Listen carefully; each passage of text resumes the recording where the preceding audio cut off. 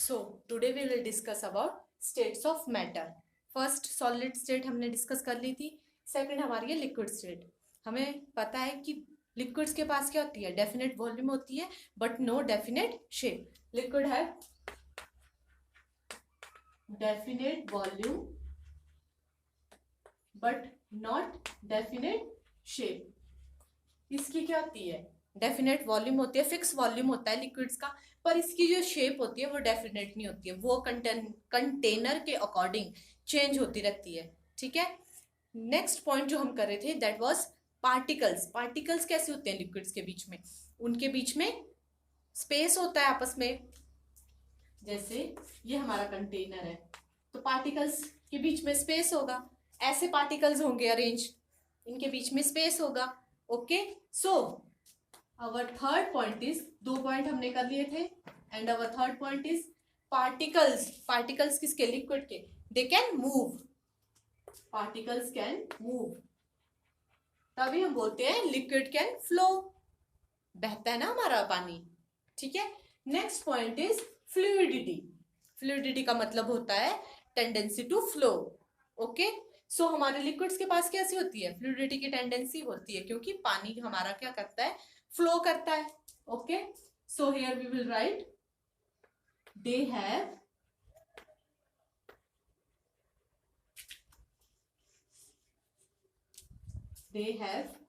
fluidity property.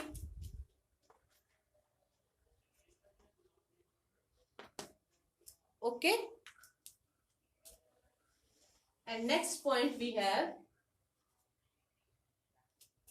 fourth point is intermolecular force.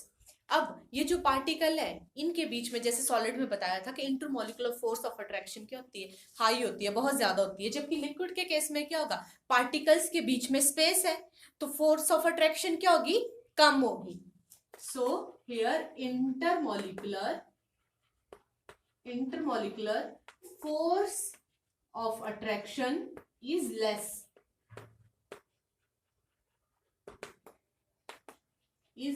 as compared to solids. Okay. And our next point is rigid. rigid का मतलब क्या होता है, क्यों difficult होते हैं वो, जो भी हमारे मैटर हैं, स्टेट है हमारी, उसको एक शेप से दूसरी शेप में चेंज करना हम नहीं कर सकते, उसी को हम रिजिड बोलते हैं. तो हमारे लिक्विड्स क्या है, लिक्विड्स के पास डेफिनेट शेप नहीं होती है, वो तो अपनी शेप चेंज करते रहते हैं अकॉर्डिंग टू कंटेनर. मतलब दे डोंट आर रिजिड. हमारे लिक्विड्स क्या है, रिजिड नहीं है. Liquids are not rigid. Okay. ठीक है. So our next point is compressible. Compressible का मतलब क्या होता है, जब हम किसी मैटर को दबाएं तो वो दब जाए. सो क्या हमारे लिक्विड्स कंप्रेसिबल होते हैं, no they are not compressible. So here we will write liquids are non compressible, they are non compressible. Okay. Next we will write examples. Okay. Examples में क्या आएंगे आपके, जो भी लिक्विड्स हैं, for example your water, your juice, cold drink, oil, milk, etc. These all are the examples of liquid. Okay. So next we will talk about gases. हमारी जो थर्ड स्टेट है मैटर की वो क्या है, gases state. Third is our gases state. ठीक है. सो gases का क्या होता है, डेफिनेट, ना इनकी डेफिनेट वॉल्यूम होती है ना इनकी डेफिनेट शेप होती है. ठीक है. गैसेस डोंट हैव डेफिनेट और fixed shape and they don't have definite shape and don't have fixed volume. ना इनकी फिक्स शेप होती है ना इनका फिक्स्ड वॉल्यूम होता है. ओके. और इनके जो पार्टिकल्स हैं, अब गैसेस भी पार्टिकल से मिलकर बनी हुई होती है, तो इनके जो पार्टिकल्स होते हैं ये बहुत दूर दूर होते हैं, they are not closely packed.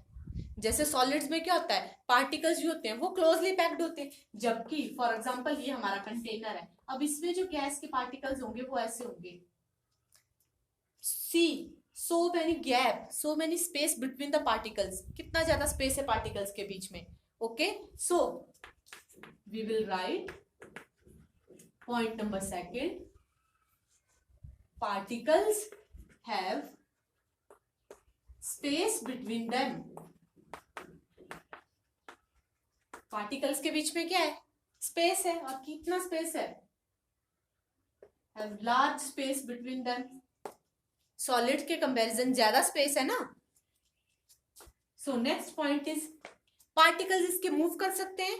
For example हमने क्या किया, एक परफ्यूम की बोतल ली, ओके, उसको खोला, तो अब आपकी जो गैस है अंदर, ठीक है, आपका जो परफ्यूम है वो बाहर फैल जाता है, मतलब पार्टिकल्स की जो मूवमेंट है उनकी काइनेटिक एनर्जी, मोशन का मतलब क्या होता है, काइनेटिक एनर्जी का मतलब होता है मोशन, काइनेटिक एनर्जी का मतलब क्या होता है, मोशन, मतलब हमारे जो पार्टिकल्स हैं किसके, गैसेस के, उनमें मोशन, काइनेटिक एनर्जी बहुत ज्यादा होती है, मतलब पार्टिकल्स मूव करते हैं। So here we will write particles can move.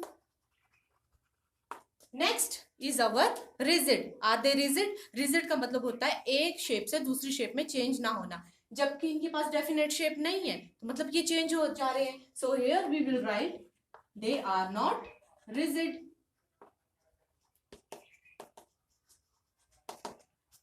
Gases are not rigid.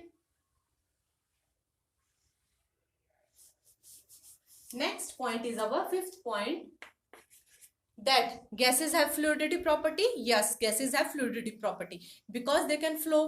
बहते हैं ना ये, gases have fluidity property. Next is our compressibility. अब कंप्रेसिबिलिटी का मतलब क्या होता है, कंप्रेस करना।